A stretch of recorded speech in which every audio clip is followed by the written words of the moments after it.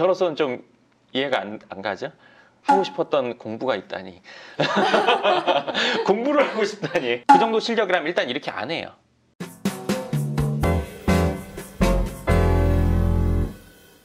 네, 반갑습니다. 황소부장입니다. 오늘은 댓글 쓰신 분에 대한 답변을 해드릴 텐데요. 이분이 내용이 어떤 분들이 들으시면 이게 실화야? 정말 사실이야? 이렇게 생각하실 수도 있는 내용인데 세르게이 로마노프 님이 이런 내용을 쓰셨어요. 주식 지분이 200억 정도 있습니다. 네, 이 첫 줄이에요. 제가 말한. 네. 부동산으로 바꾸고 싶은데 꼬마 빌딩 여러 개가 나갈까요? 대출 받고 100억, 200억짜리 빌딩 두세 차가 나갈까요? 대출 받고 400억 빌딩 한 채 몰빵이 나올까요? 현재 고정 수입은 임금 월 1000 정도입니다. 이분은 아마 스톡옵션을 받거나 아니면 하시던 뭐 어떤 사업이 잘 돼서 아니면 주식, 뭐 하여간 주식을 받으신 그런 것 같아요.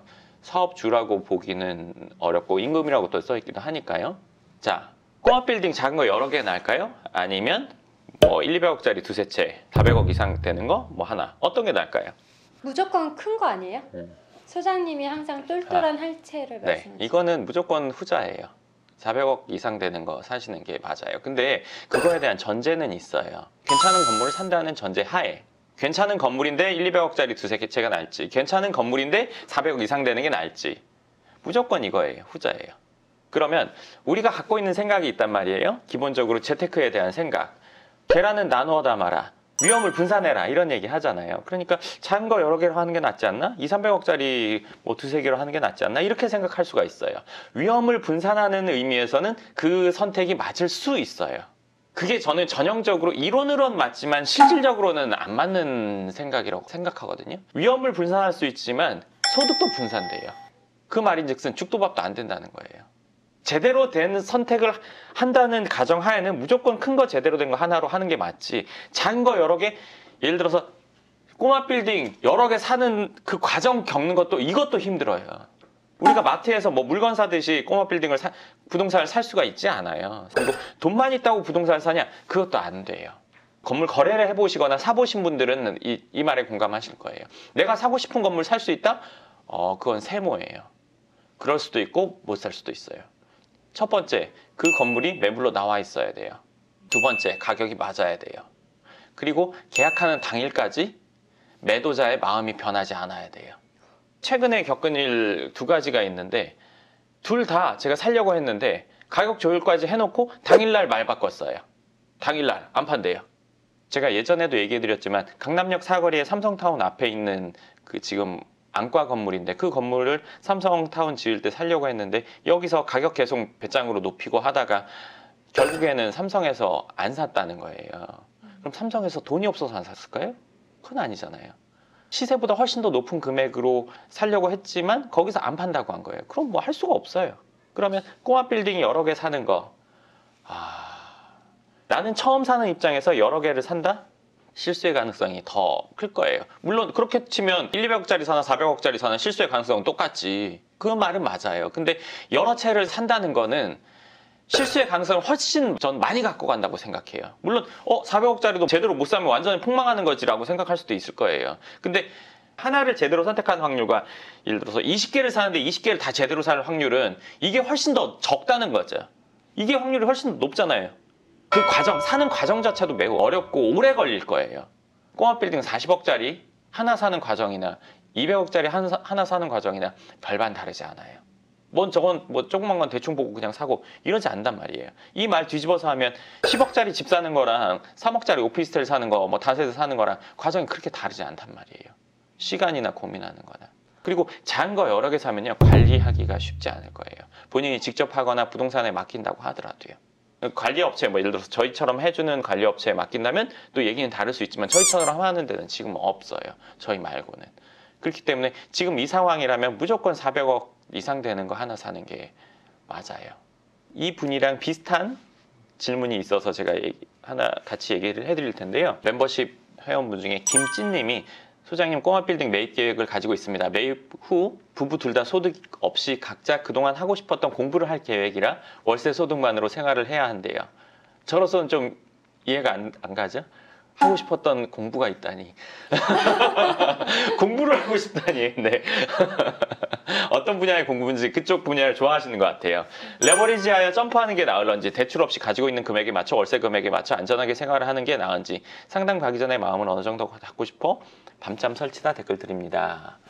그리고 코로나 장기화 될 것 같은데 임대차 9개월 얘기도 나와서 평생 꾸민 건물 매입을 했는데 은행이자 연체되어 경매될까 걱정이 됩니다. 이 내용도 사실 아까 좀 전에 말씀드린 그 내용과 동일해요. 대출을 안 하고 내 돈으로만 건물을 사느냐, 지금 어느 정도 금액인지는 제가 모르겠어요. 근데 그걸로만 사느냐, 아니면 대출해서 좀 더 큰 규모를 가느냐, 이건 후자가 맞아요. 물론 제가 지금 맞다 아니다 얘기하는 거는 경제적인 부분에서만 말씀드리는 거예요. 본인의 심경, 내 성격, 이런 거를 감안하면 또 달라질 수 있어요. 오늘 오셨던 분 중에 한 분이 세 사람이 있는데 부부가 있고 부모님 한 분이 있으신 거예요. 근데 이 돈을 합쳐서 뭔가를 살지 따로 살지, 경제적으로만 보면 합쳐서 사는 게 맞아요. 근데 얘기를 들어보니까 합치면 안 되게 생겼어요. 이건 가치관의 차이일 수 있는데요. 일단 들어보세요. 이 부모님이 지금은 이제 노후시니까 뭔가 일을 하진 않으시는 거예요. 이분이 있는 돈을 조금씩 쓰면서 생활하시는 거예요. 근데 그거 플러스 자녀들한테 용돈도 받아서 200 이상씩은 꼭 써야겠다고 하시는 주의라는 거예요.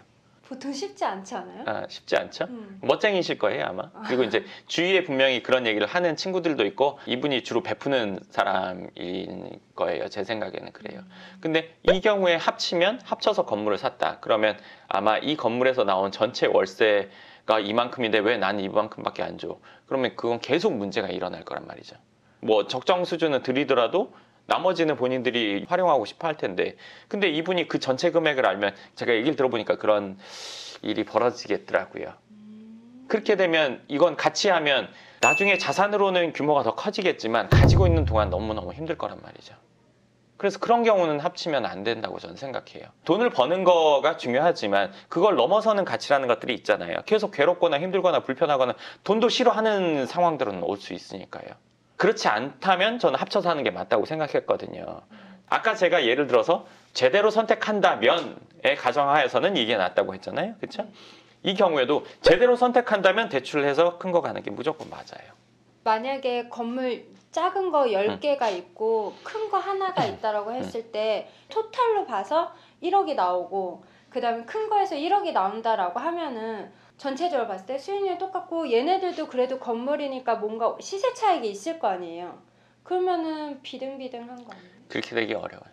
예를 들면 우리가 작은 거를 10개 샀다고 칠게요. 작은 걸 10개 샀으면 괜찮게 산 것도 있고 별 볼일 없이 산 것도 있고 못 산 것도 있고 잘 산 것도 있고 다양하죠. 네. 합쳐놓으면 그냥 똔똔이에요. 쉽게 말하면. 뭔 올라갔고 뭔 그냥 그렇고, 합쳐보면 물가 상승률 대비해보면 별 볼 일 없는 경우들이 있어요.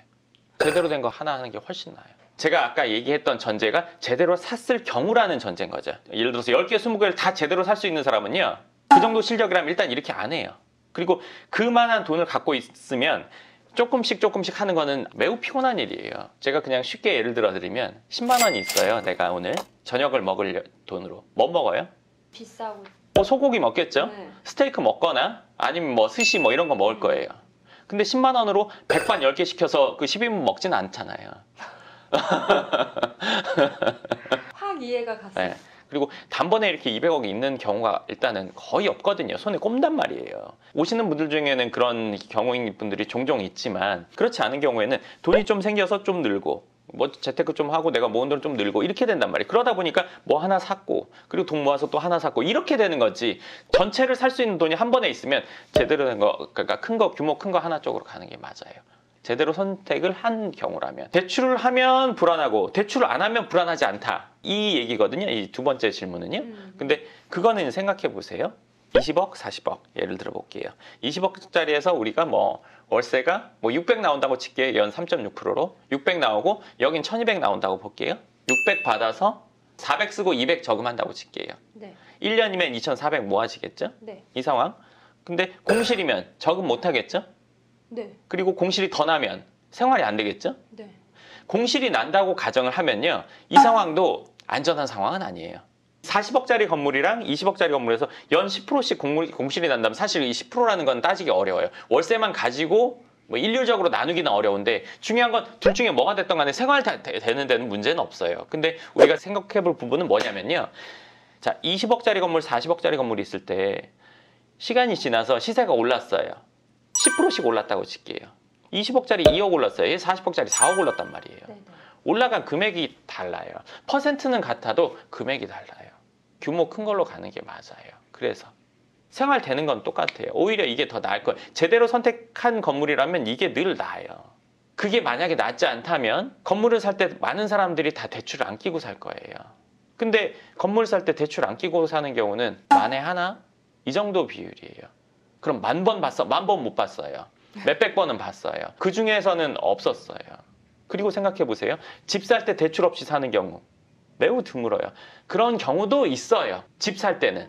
근데 건물은 그러기가 매우 힘들어요. 이것도 드문데 이건 많겠어요? 이게 더 적어요.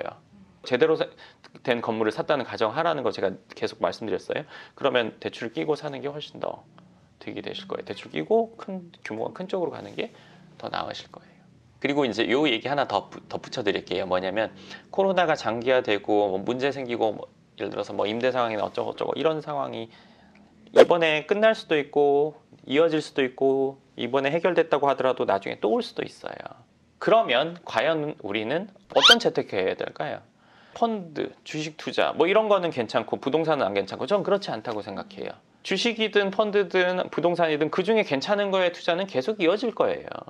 수혜를 받는 지역이 있을 거고 부동산으로 치면 수혜를 받는 업종이 있을 거예요.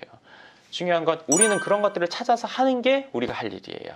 어려워지니까 다 하지 말아야지 이게 아니잖아요. 그렇죠? 예를 들어서 홍수가 났어요. 사방천지가 물바다야 높은 곳으로 올라가서 물이 안 닿는 곳을 찾는 게 우리가 할 일이잖아요. 그렇죠. 다 물바다니까 빠져 죽어야 돼 이건 아니잖아요.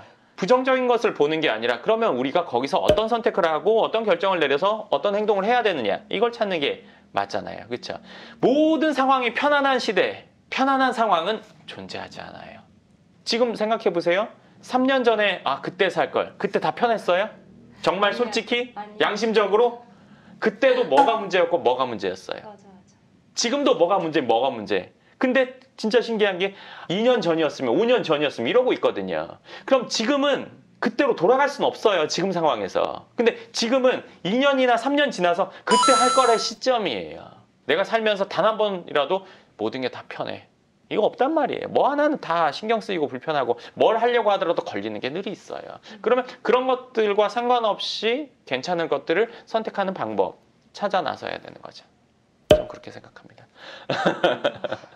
오늘 이 두 분에 대한 답변이 되셨으면 좋겠습니다. 그리고 세상이 어떻게 되던 간에 집이 없는 사람보다 있는 사람이 낫죠.